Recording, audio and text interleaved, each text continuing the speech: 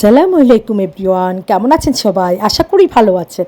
আলহামদুলিল্লাহ আমরাও ভালো আছি। কাছে কিংবা দূরে, দেশ কিংবা দেশের বাইরে, যে যেখান থেকে ভিডিওটা দেখছেন সবার প্রতি রইল দোয়া ও ভালোবাসা। Welcome back to princess Suba blog. এই তো আমাদের লুসি সোনার আজকে জন্মদিন। খুব এক্সাইটেড। সুবা সমুদ্র ওকে নিয়ে তো খুব ব্যস্ত হয়ে পড়ছে। মা কেক কাটবো, এটা সেটা অনেক কিছু বলতেছে ওকে নিয়ে বারবার। পরে বলতেছি দাও একটা কেক আছে, কেকটা কেটে নেই। পরে বলতেছে দাও, লুসিকে ধরে টেবিলের উপর উঠায়া তারপরে ক্যান্ডেলটা দিল। পরে দিয়ে এই তো কেক নিয়ে তারা বসছে লুচির জন্য। লুচি পুরা কেকটা খাবে, লুচির জন্য নিয়ে বসে আছে।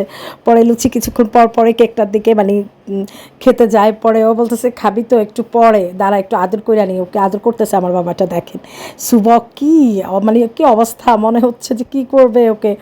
পরে বলতেছে যে ভাইয়া আমাকে দিচ্ছে না, আমি ওকে আদর করবো। দুই ভাই বোন শুধু লুচিকে নিয়ে ঝগড়া লেগে গেছে টেবিলে। পরে আমি বলতেছি যে ঠিক আছে, আগে একজন একজন করে আদর করো ওকে। পরে বলতেছে যে মা দেখো আমার একটা পিক নাও, দেখো লুচিকে নিয়ে কীভাবে আছে। কলিজাটা আমার বাবার তো, এই তো লুচিরা আমার বাবার একটা পিক নিয়ে দিলাম।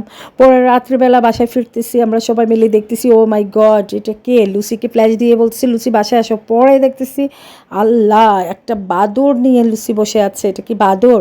হয়তো কি জানি, আপনাদের জানা মতে কী বলে কমেন্ট করে জানাবেন। তো যাই হোক, বাদর এত ছোটো হয় আমি জানতাম না।